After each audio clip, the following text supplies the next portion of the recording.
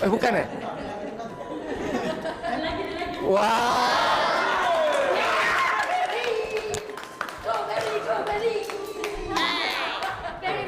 Alright, jadi lelaki, sila munculkan penyanyi pop anda.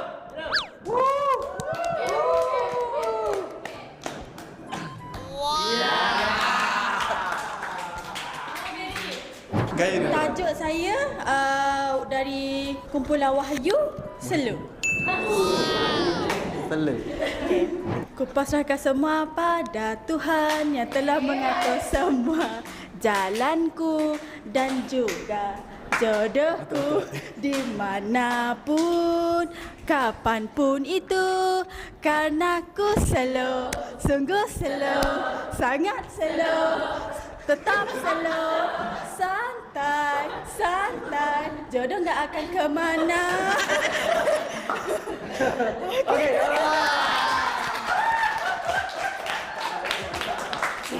Okey, saya akan menyanyikan lagu daripada Aziz, Just Nita.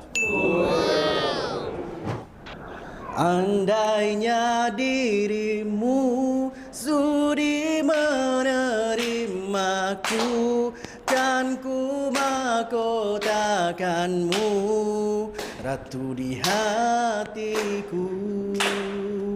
Biarpun berjuta rintangan yang melanda, rela ku korbankannya untuk memilikimu.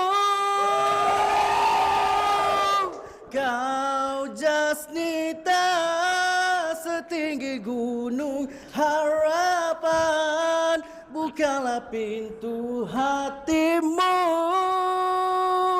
untuk cinta ini.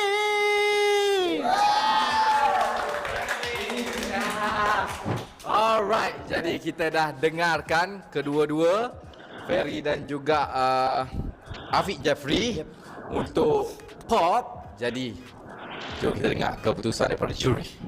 Okey. Untuk round yang ketiga, pemenangnya jatuh kepada tim Suami.